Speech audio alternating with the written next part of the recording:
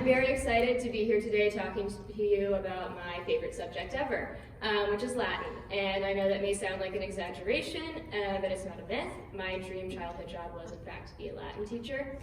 So this is really something that I'm very passionate about. And my goal tonight is to share some of that passion with you all and maybe convince you all to partake a little bit in that enjoyment. And before I begin, I do want to read out some quotes from people in my life, real people that I do in fact know. It is not just me. Other people do love Latin. From a pediatrician. I've never learned Latin, but I've always wished that I had. Latin and Greek are used in medicine almost daily, and knowing the original roots of medical terms would have been so helpful in med school. From a future lawyer and political think tank employee, Latin is the lifeblood of science, history, and the arts. All the great men of history used Latin to further innovation, music, art, and writing. It is the language that transformed the civilized world into something cohesive, and it is the language that created an appreciation for words and their meaning. Every subject you study has hints of Latin if you look hard enough, and its lasting impact on the world gives it enough reason to keep on learning. From a Yale University librarian and archivist, communication in Latin places more emphasis on the individual words, while English places more emphasis on word order. Studying Latin has elevated my ability to communicate in English because I have greater awareness of how to effectively use each word grammatically. And from a former CIA analyst, I am so glad that I was required to take Latin in high school. I still remember building the Latin class float for the homecoming parade, and it was enormously helpful as a linguistic background when it came time to learn Russian. See, Latin has always been fun and useful, and now let's talk about why it is beautiful, and specifically spiritually beautiful. And to begin with, I'd like to define some key terms. Henceforth, classics will be used specifically in reference to the great works of Latin and Greek literature, ancient history, and ancient philosophy. Natural method refers to the school of thought around language learning that argues that students learn through exposure rather than strict grammar instruction or translation into their native language. Beauty I will use as a shorthand word for multiple nuances: joy, beholding God's creation, and beholding our Creator. And another thing I'd like to get out of the way is some of the practical benefits of learning Latin. Some of these Matt was mentioning, and I want to be very clear that these benefits exist, they are real, and they are perfectly valid reasons to study Latin. Please don't misinterpret my speed and going through them as dismissive. I really just want to focus on the spiritual and beautiful reasons to study the language. So first one, Romance languages. This is referring not to the 5 love languages, but to Italian, French, Spanish, Portuguese, and Romanian, all of which are directly derived from Latin. So Romance as in Roman, not as in love. I can back this up with a personal anecdote. In high school, we were very good friends with an Italian-American family, and in 10th grade, I could read all of the Italian captions in their family photo album.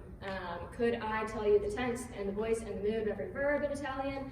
No, but my Latin vocabulary corresponded closely enough that I could comprehend the gist of what was happening around the dinner table in the picture.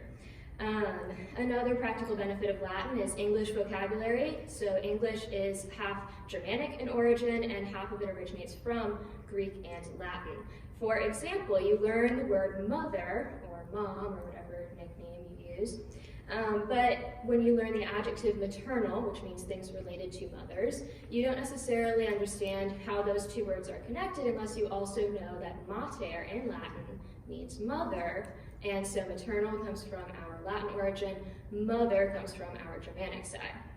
And just today in class, I had a student make the connection between the Latin verb fallere, which means to trick, to deceive, or to fool, and the English word fallacy, which is a concept that they are learning about this year in Ms. Burgess's logic class. We use Latin every single day, and most people don't even realize it. Another side benefit of Latin is training your brain. So computer programming is made up of languages that function in a similar regimented, consistent input-output to the way Latin grammar functions. Latin helps train your brain for math. Every sentence is like a geometric proof or a logical syllogism. If my verb is plural, then my subject must be plural too, right?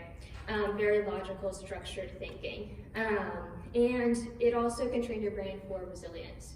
So my high school Latin teacher has always said that what she loves about Latin personally is that it is difficult for every single student at some point. It could be difficult in your very first day. It could be difficult in your third year. Regardless, it becomes difficult at some point. And the simple act of putting an effort and striving to overcome difficulty in learning is mentally transformative. And practicing knuckling down and sticking with a difficult subject at a younger age will equip students with the life skills and the mentality that they will need throughout the rest of their lives when anything is difficult, academically, socially, emotionally, relationally, etc. And finally, as one of those quotes said, Latin really helps you with your grammar understanding and your literacy in English. So English has grammar rules. They are famously complicated. Most people who learn English as a second language are frustrated all of the time because how do you explain going from see in the present, I see, to I saw in the past? There's no easy answer. And Latin, on the other hand, has very clear rules most of the time, few exceptions, that can be easily followed, learned, memorized, and applied, right? And then once you learn how Latin nouns work, then you can make the connection into English, because English nouns are also nouns, believe it or not, and they function similarly inside sentence structure. But as I said, these are all practical benefits that are not my main priority tonight. And again, they are all valid reasons to study Latin. But as I was thinking about how to answer the question, why Latin, to people who don't innately love it, these were the first things I thought of. And I sat down and I said, that's not satisfying. So these are all perfectly fair, but you could argue that you can learn Italian more easily if you learn Spanish first. You could say that your English vocabulary could be improved by flashcards over and over again. You could say that you train your brain by doing computer science first and then trying to learn Latin. And you could say that you can study grammar in class and understand it. So what I would like to direct our attention to is joining the great conversation. So this quote is from the director of the Ancient Language Institute, and he says that the classical schools of the Middle Ages and the Renaissance were classical precisely because they made mastery of Latin and Greek the centerpiece of a good education. Deep familiarity with the works of Virgil, Aristotle, Ovid, Cicero, Catullus, Livy, Caesar, Augustine, Seneca, Tertullian, and all the other great classical authors was considered a prime goal of classical schooling. Latin was a routine requirement. It survived as the language of most serious scholarship well into the 18th century. And before the global spread of English, scientists, philosophers, and theologians published their ideas in Latin. And any person in the Western world needed to be able to read and write in Latin at a high level, usually with other languages. But no one considered Latin knowledge extraordinary as we do today. The Great Conversation is a term that refers to an idea in classical education that we are just another generation coming in line with those who come before us, who have studied the same ideas, who have interacted with the same thinkers and ideas and values, and we're just adding to that, absorbing what we can from our intellectual predecessors, and then adding to the canon what we can. And this, I would say, is one of the deeper benefits to the study of Latin. If we think about the impact of the history of education as described in this quote, and in addition to the academic requirements for university at the time. So in the 1640s, for example, the only Harvard entrance requirements were such: when any scholar is able to read Cicero or such like classical Latin author extempore, off the cuff, and make and speak true Latin in verse and prose, suo ut aiunt Marte, by his own power, and decline perfectly the paradigms of nouns and verbs in the Greek tongue, then may he be admitted into the college, nor shall any claim admission before such qualifications. So if we pause and think about the authors, the political and historical figures who have impacted our Western civilization over hundreds of years, all they needed to know to get into college was Latin and Greek, and they absolutely had to know Latin and Greek or they would not be allowed to enter. And this is something that kind of goes along as a footnote through many of these historical figures' lives and our modern reception of them. So we focus on the founding fathers and Hamilton the musical doesn't mention his study of Latin and Greek at all. Spoiler alert. But Alexander Hamilton did, in fact, have to learn Latin and Greek, and we'll come back to him later. But it's something to think about exactly who we can speak with, our interlocutors, Latin derivative, by the way, in learning and studying Latin as a language. First, a freebie. I don't think I really need to explain how knowing Latin and studying the classics really impacts your understanding of this particular cultural media.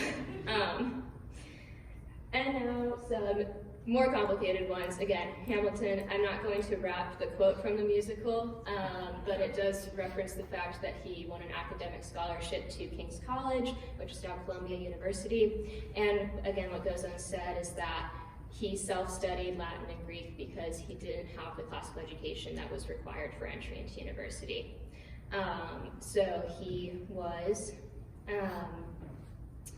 a Latin and Greek scholar, and then we also have Thomas Jefferson, who is said to have said, "To read the Latin and Greek authors in their original is a sublime luxury." So he was a major proponent of Latin and Greek.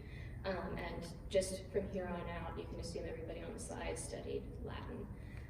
John Adams, in a letter to his son, who later also became the President of the United States, he wrote, "In company with Sallust, Cicero, Tacitus, and Livy, you will learn wisdom and virtue. You will see them represented with all the charms which language and imagination can exhibit, and vice and folly painted in all their deformity and horror." So Sallust, Cicero, Tacitus, and Livy are ancient Romans. More specifically, they were ancient Roman historians who took it upon themselves to chronicle the events of their time and the Romans who came before them. And specifically, Roman historians approached this from a standpoint of virtue. So they extolled great leaders, people with the morals that they valued in their society. And they also made it clear when they thought people were not behaving properly. So John Adams clearly believed, as a result of his own education in Latin, that studying these authors, and we can assume in the original language because this is still the time period in which Latin was required in schools, would lead his son to understand how to be a better person. And I want to be clear that I am not arguing that we ought to value our founding fathers' opinions at face value just because that's what they thought. But the fact that all of their decisions were influenced naturally by their experiences with the classics in their education is significant enough that we ought to take note of the literature and language behind the founding of our country. A recent classics apologist, Tracy Leaf Simmons, points out that the participants in the 1787 debates about our government structure, all of them had read and digested Polybius, Aristotle, and Cicero, and they used the ancient luminaries to frame and illustrate their ideas before the assembly. These heated yet erudite debates, along with the Federalist Papers, fairly pullulate both with subtle classical allusions with which Madison, Hamilton, and Jay assumed readers to be tolerably familiar, and direct references to the leagues, Amphictyonic, Achaean, Aetolian, Lycian, formed by the ancient Greeks in order to achieve political and physical security.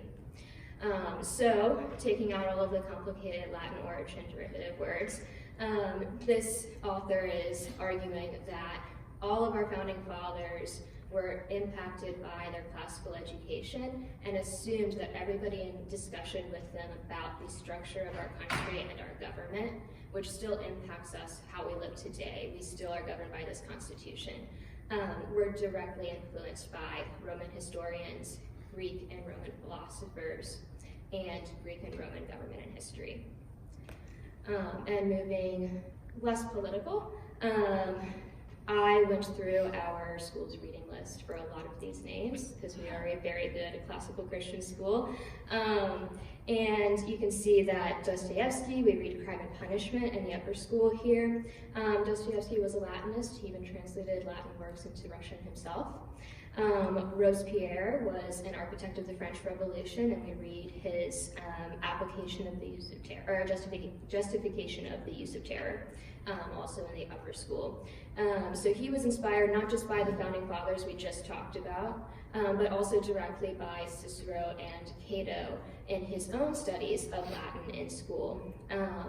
Then we also have Victor Hugo, who wrote Les Miserables, which is obviously about the French Revolution, done by Robespierre. And Victor Hugo did not ever learn English, which is interesting because he was living in a time when English was the common language. He actually chose to use Latin as a common language, and he said that when England wishes to communicate with me, it shall learn French. Now, he did enjoy his studies of Latin and used Latin quotations and classical influences in his work. Moving on to the Brits, who refused to learn French, we're talking about C.S. Lewis. Yeah, Lewis, I had to do it. And Lewis is one of the most prolific Christian writers of all time. And he said that hardly any lawful price would seem to me too high for what I have gained by being made to learn Greek and Latin. Note that he said made to learn, so when he was a kid he did not enjoy studying Latin. It was only later in his life that he realized how valuable and beautiful it was to learn Latin and Greek and be able to comprehend at a deeper personal level the classics. J.R.R. Tolkien, we're familiar with his works. They're also read here in the Dominion curriculum. He learned Latin from his mother at home and at school. And then Winston Churchill. I picked this picture in case anybody in the audience thinks that they're original for throwing up a peace sign in their selfies. And Churchill actually famously hated learning Latin. So why would I include him here? Although he hated it, he knew that the struggle benefited his grasp of English. And later in life, he put his hard-earned Latin knowledge to use. Prime Minister who came after him said, "Mr. Churchill seldom speaks nowadays, and I rejoice to think of it, without a quotation from the Latin tongue." Did he, and we have record of this, butcher his pronunciation and his grammar? Yes, but he still understood the power of quoting Virgil and Cicero to his companions, partially because they had all also studied Virgil and Cicero. And moving on to some other characters from our reading list here, Rousseau, in his Social Contract, he models his citizen soldier on the citizen soldiers of the Roman Republic. Shakespeare, pretty household name, he learned Latin in school, and his first exposures to drama were actually Greek and Roman plays. So again, more of a footnote in his biographies, but to me, that's very valuable. Dante, again, we read his Divine Comedy in the upper school here. His Inferno especially is full of references both to his own Italian political context and classical references. So he puts people like Odysseus and Diomedes and Achilles in these 9 circles of hell. And if you're not in the upper school yet, or I know some of you aren't, you should look forward to that. It's very fun to read. Purgatory and Paradise, I don't know. You'll have to decide for yourselves. And then we also have, this one I found very fascinating. So we read Spenser's The Fairy Queen in upper school. We read Milton's Paradise Lost. And as a side note, I highly recommend Mrs. Shannon's Lifelong Learning on Milton. And we also read selected poems from William Wordsworth, who is one of the poets that really began the Romantic era of literature and culture. Now, why did I put these together? Because Spenser and Milton were contemporaries. They were required to study Latin, and they both wrote epic poems inspired by their studies of the classical epics. And Wordsworth then was the next generation, and not only was he influenced by his own study of Latin and the classics, but he also drew from Spenser and Milton. So we don't usually associate Wordsworth with classical influences because he started the Romantic era, but he was a student of Latin himself and also benefited from the work of others who'd come before him who were students of Latin. And to close, a fun one, and a spoiler alert if anybody has not seen Star Wars, just putting it out there. So this is Emperor Palpatine from the Star Wars franchise, and just hear me out, I can explain. So in Star Wars and the prequels, and I know some people don't like those, you see the fall of the Galactic Republic and the rise of Emperor Palpatine. And what you don't know, unless you've read Virgil and Ovid and Cicero, and you studied Roman history, is that the fall of the Galactic Republic directly parallels the fall of the Roman Republic. So in the Galactic Republic, you have somebody who is very obviously a bad person internally, masquerading as this benevolent, gracious chancellor, and then secretly Darth Sidious on the phone with the separatists in the background. And he just keeps telling the Galactic Senate, no, I couldn't possibly accept any more emergency powers. No, I cannot extend my term. And they keep having him extend his term anyway because he's meeting with such success, and then gradually because they are so terribly afraid of him because they've given him so much power. And ultimately, at the end of episode 3, he becomes the emperor, and he says, okay, well, not much is going to change because you've already given me all of these emergency powers. How does that relate to the classics? So Augustus, originally Octavian, was a young upstart Roman citizen who had never held any political office and had never commanded an army, and was given emergency control of an army to defeat the assassins of Julius Caesar. And then he was given emergency powers to become a consul out of order because he and Mark Antony were the only people who could possibly run the Roman Republic. And then he was given emergency powers again once Cicero convinced the Roman Republic that Mark Antony was evil and Greek. And then he was given eternal emergency powers, and the name for that is imperium, which is the right to control an army. And so, unlike Emperor Palpatine, Augustus was never given the title of emperor, but we do derive the word emperor from imperium. And he started the Roman Empire. And it lasted until 476 AD. And now I can hear some of you in the audience thinking this to yourselves, and some of you might be saying it in this tone, but Miss Robertson, I can read all of that in English. I could read the Aeneid in English. I could read Cicero in English. Why do I have to read it in Latin? And this is really the question that I found myself needing to answer, because after I thought through all the practical benefits of Latin and realized, no, we need to talk about a deeper benefit, and then I thought through all the great conversation that we're joining, and then I said, wow, they're right, they could read all of that in English, except you can't. And here's why. So up here, we're returning to Winston Churchill. So this is one of his more famous speeches, and I will try to do it justice, but I don't have the British accent. That makes everything sound much better, so my apologies.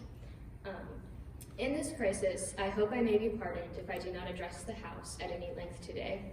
I hope that any of my friends and colleagues, or former colleagues, who are affected by the political reconstruction will make allowance, all allowance, for any lack of ceremony with which it has been necessary to act. I will say to the House, as I said to those who have joined this government, I have nothing to offer but blood, toil, tears, and sweat. We have before us an ordeal of the most grievous kind. We have before us many, many long months of struggle and of suffering. You ask, what is our policy? I can say, it is to wage war by sea, land, and air, with all our might and with all the strength that God can give us. To wage war against a monstrous tyranny never surpassed in the dark, lamentable catalog of human crime. That is our policy. You ask, what is our aim? I can answer in one word. It is victory. Victory at all costs, victory in spite of all terror, victory, however long and hard the road may be. For without victory, there is no survival. Let that be realized. No survival for the British Empire, no survival for all that the British Empire has stood for, no survival for the urge and impulse of the ages that mankind will move forward towards its goal. But I take up my task with buoyancy and hope. I feel sure that our cause will not be suffered to fail among men. At this time, I feel entitled to claim the aid of all, and I say, come then, let us go forward together with our united strength. And now I'd like to pose a question to the audience. What in this speech is emphatic? What in this speech is moving? What makes this speech a good speech? And this is the end of it, so I might not be doing Churchill justice, but any takers on this question? Yeah. Victory. That we're going to die, we don't win, so better fight well. Would you say that perhaps the repetition of the word victory? Yeah. Yeah? Yeah? Anything else?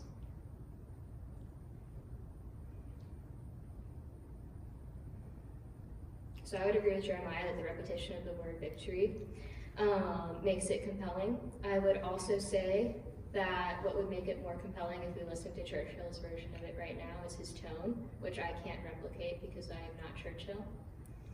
I would also say that he has emphatic language. He's trying to convey the urgency of his situation.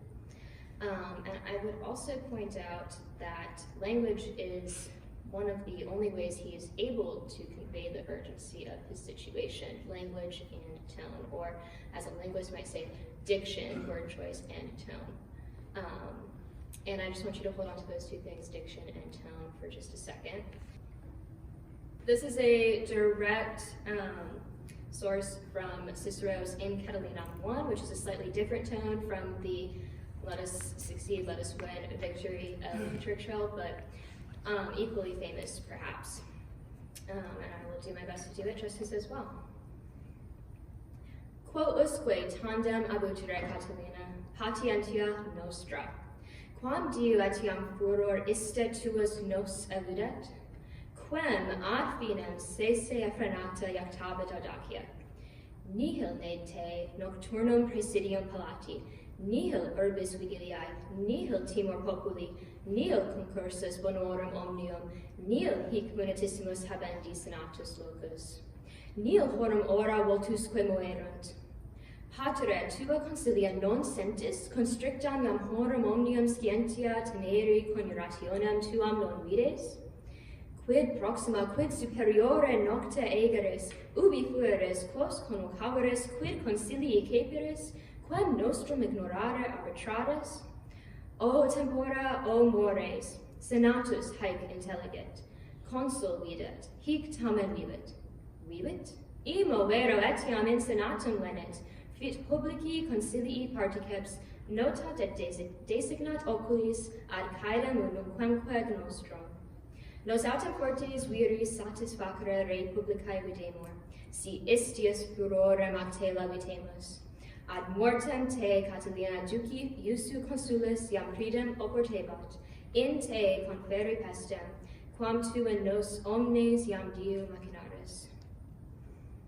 So, without any context at all or any translation, any thoughts on what makes that compelling? Bonnie? Well, for one, the repetition of the word nihil in the first part. It's like a long list that's very cut short. Anything else that stands out to anybody? We have repetition of the word nihil. Repetition of the word nihil and the long list. Yeah. Yep, the rhetorical questions. Anything else? Very sentence-like. So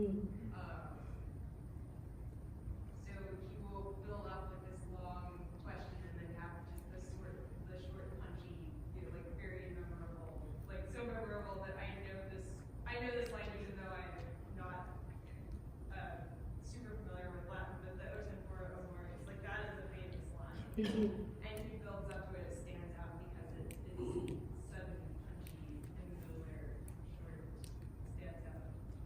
Exactly. And then before I give you the background, the translation, any other thoughts or observations? Can you repeat what she said? Oh, that you have the long sentences and then the very punchy o tempora, o mores to round it off. So the cultural, historical background of this speech. First, you should know this is only the first paragraph of 50 that are all in the same tone. This is an accusatory speech to Catilina, or Catiline as we would call him in English, whom Cicero has discovered with the help of the Gauls, was conducting a conspiracy to overthrow the Republic. And I feel an obligation to say that this conspiracy was probably not as dramatic as Cicero makes it out to be. He writes a whole epic poem about his discovery of the conspiracy, and really it wasn't that big of a deal, but let's indulge him. And he responds to discovering this news with this speech in the Senate. He wrote 4 others that never were spoken because after this one, Cataline left Rome. He was very ashamed. And I'd like to pose a question to you all. Do you know whether the Romans had punctuation? And if I've already talked to you about this in my class, you can't answer. They did not have punctuation. So all of these rhetorical questions, we put the punctuation in here because we are English speakers and we use punctuation, we'd be lost without it. But Latin as a language does not, the Romans didn't have punctuation. So they needed to indicate, this is a question, and this is where the question ends. This is a sentence, and this is where the sentence ends. And they did this with something that linguists call syntax, okay? And what's compelling in this speech is the repetition of nihil. It's the rhetorical questions, and it's the long sentences. Cicero is famous for this among Latin students. And almost all of these would be very difficult to replicate in English. So Churchill got very close with the victory at all costs, victory in spite of all terror, victory however long and hard the road may be. But English is just not as flexible a language as Latin, and it's much more difficult to communicate tone in the written form than it is to do so in Latin. And let's talk about why. And if you couldn't tell, this is what I'm really excited to talk about today. So Latin as a language is a language of, everybody say it? Endings. So you better know your endings, or you'll come to your endings. So that's an old classroom trick from my Latin teacher. The Romans were very violent. It's not a real threat. It's just good to remember that Latin is in fact a language of endings. So nouns use case endings with specific case uses associated with those endings, supplying some of the prepositions we'd expect in English. For example, to someone, giving something to somebody, being hit by somebody, going away from a town. My back is giving pain to me. We just had that today, Carson. Adjectives also use endings. They match the endings of the nouns that they modify. So if an adjective has one ending and a noun in the sentence has another ending, they go together. If you're in my class, you should be nodding exuberantly because you know this. And verbs also have endings, and these endings communicate tense, which is when something is happening, whether it's in the past, in the present, or the future, or in the future perfect, or in the pluperfect, or in the imperfect past. But don't worry about those specific terms.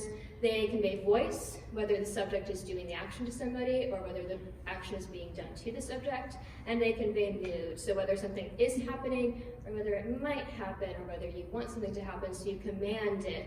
All of that is communicated by endings, right? And then all the other words, prepositions, adverbs, and conjunctions don't change their endings, but they do affect other words' endings. Why am I explaining this? Latin uses morphology. So morphology is a Greek derivative used to describe that Latin is a language of endings, right? And I'm using that just to convey it briefly. English uses syntax, which is the fancy linguistic word for word order. And so this is an example that I use in my classes on day 1 of Latin, because on day 1 of Latin you need to understand that it's not the same as English. So we have our English sentence, the big pink car drives on the wide flat road. Right? In Latin, this would be magnum rosum vehiculum in via lata et aequa agetur.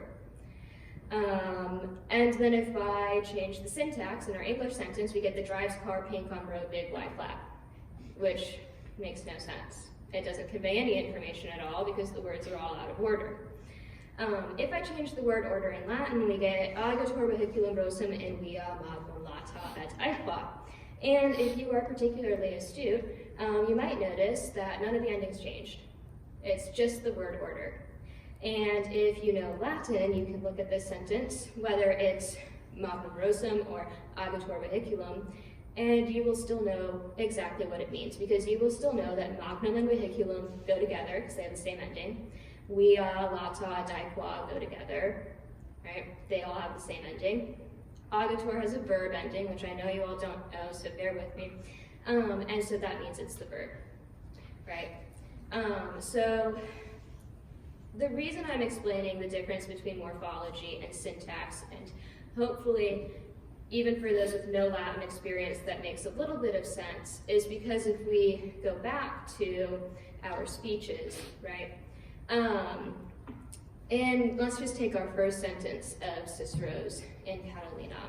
So he's addressing Catiline, that's why it's set off in commas for us. We know this without punctuation in the Latin because he has a specific ending on his name, right? It's a vocative ending of address. And then we also know that patientia and nostra go together, that's our patience, because they share the same ending. They happen to be next to each other. It doesn't happen every time.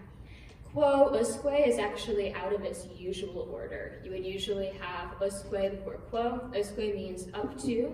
Quo is asking what point. So that you would usually have up to what point. Tandem is finally. Abutere is will you abuse. And so what I've just done is what we call word substitution.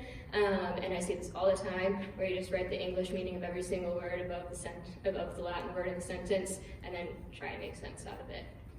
And what you need to do in Latin is you need to look specifically at these endings. And what you get when you do that is how much further will you ultimately abuse our patient's Catiline, right? So then in English we put the vocative Catiline at the end of the sentence because you don't say how much further Catiline abuse our patients will you, right? Word order matters in English. In Latin, Cicero is able to put Catiline in the middle of the sentence, which is irregular enough for his listener that they are drawn to the specific name and understand that this is a direct call out. And then this is exhibited throughout the rest of the speech. We'll go down to the nihil sentence, so that's nihil ne, and then nihil urbis, nihil timor, nihil concursus, nihil hic. So all of those nihils, if you are not familiar with nihilism as a branch of philosophy, they'll mean nothing. And all of them, all together, are subjects of a verb, which is at the very, very, very end of the sentence, moverunt, right by that question mark. And in English, we can't do that. So we have to have our verb immediately because we need to know what's going on. Latin is very comfortable, the Romans were very comfortable with leaving that tension until the end of the sentence. And they could do that because when you're reading this, you know what the verb is, even if you're not translating it immediately. So you can go through nothing about the nighttime guard of the Palatine Hill, nothing about the city being awake at night, nothing about the fear of the people, nothing about the gathering of all the good people in the city, nothing about our very fortified Senate house, nothing about all of these faces and expressions moves you, right? And what makes this complicated in English is that's not actually moves you, it's did it move you. And so you have to put that did they move you all the way at the start of the sentence. And this is why you need to read everything in Latin.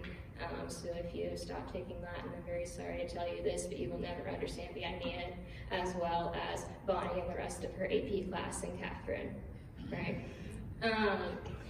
Because when you are translating from Latin or Greek into English, it is painful.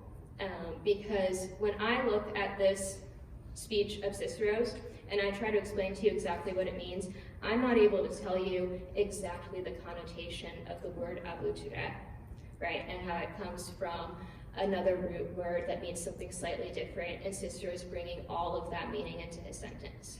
I'm not able to tell you everything about the word patientia and how it comes from the word to suffer. And so not only is Cicero asking how long he'll abuse their patience, but he's implying that what Catiline is doing is causing suffering to the Senate.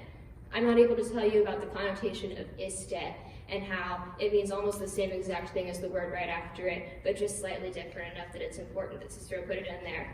And that's painful to me. And the reason I can't tell you all of that is because most of you don't know Latin, unfortunately. And every act of betrayal is inherently an act of pain and violence for the translator. And I see one of my friends laugh. But it's true. So my dad is teaching a lot at our church, and he keeps asking me to help him with reading the New Testament in Greek. And I'm sure it's very frustrating for him because every time he asks me a question, I'll say, well, yes, Parousia can mean this, but also it really just means this thing that takes 10 words to explain, and he can't really bring that into a translation. But it's this inner sense of deeper knowledge that you get from actually knowing the original language. And you can just take my word for it, or I can tell you why this matters. So this is what I would term the beauty of knowing Latin and Greek. So if we go all the way back to Genesis 1 and Genesis 2, Genesis 1:27, so God created man in his own image. In the image of God he created him, male and female he created them. And then Genesis 2:23, then the man said, this at last is bone of my bones and flesh of my flesh. She shall be called woman because she was taken out of man. So both of these verses are set off from their context because they're both songs or poems, right? So they're meant to express deep emotion. One is God's emotion as the creator, making man in his image, and one is Adam's emotion, recognizing and marveling at the creation of Eve, someone of his own kind that he knows fully because they are both made in the image of God, and he can recognize that she is different from the animals of God's creation. And what I'd like to put before you is the idea that we are created to know each other as image bearers of our Creator, and that we are designed to have full knowledge of one another, whether that's here in this room, or whether that is ancient Romans who lived 2,000 years ago and have been dead for centuries. And I would posit that Latin uniquely, because of these ideas of syntax and morphology and how they can express more tone and emotion and meaning through their word order, and how they have this flexibility that comes with not being limited by having the verb always at the start of the sentence. That we actually know the ancient Roman authors on a much deeper level than we may ever know Winston Churchill. And I would also argue that all the people that I have talked about, whose pictures have been up here, knew them at a deeper level than we can know those people. And I would then say that not only are we joining the great conversation, but by reading classical works in the original languages, we are knowing other image bearers of the Creator in a deeper way. And then through that, we are beholding the Creator, the one whose likeness we are made. And so that's why I would say that knowing Latin is beautiful. And if you've been paying attention, what we haven't done yet is do Latin together. And so now I'm going to talk about how we get there, right? Specifically here at Dominion. So Alice and Emerson, I see you. You recognize this. You can't contribute. You're on mute for the rest of this. And anybody who's ever had any Latin? Hands down. So this is chapter 1, section 1 from our new Latin curriculum this year. And at the very start, I defined nature method as the school of language learning where you learn through reading and fluency and not necessarily translating it to English. The textbook we use is a nature method textbook, right? So this textbook, and your kids may have come home and complained about this to you, it's purely in Latin. There is no English to be found, which is a good thing. But I am not of the nature method school. I think that the nature method is great. I think it's a fantastic way to be exposed to the language. I think you also then need to have some sort of structure to overlay onto that so you can describe what you're seeing and then apply that same grammatical description into English or other languages. So I'm going to ask all of you to be very brave. And would anybody like to tell me what they think Roma in Italia est could possibly mean? Have you had Latin? I have not taken Latin. Okay, great. Tell me what it means. Rome is in Italy. Rome is in Italy. You've now translated your first Latin sentence. Congratulations. Right? Yeah. Okay. And now, who wants to tell me what our next sentence means? Italy's in Europe. Italy's in Europe. Any takers for sentence number 3?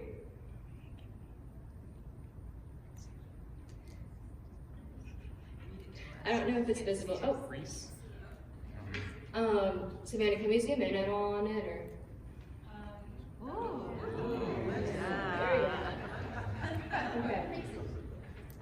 Europe. So Graecia in Europa Est. Adam, you can't contribute. Yeah. Greece is in Europe. And next we have Italia et Graecia in Europa sunt, which is a new word. Kind of.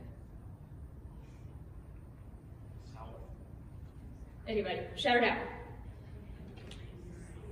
Italy and Greece are in Europe. So what did we do between est and sunt? Anybody can describe this. Yeah.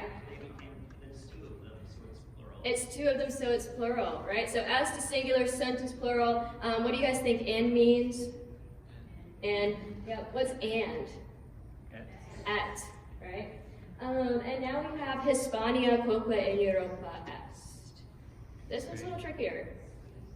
Spain is, we know est, something in Europe.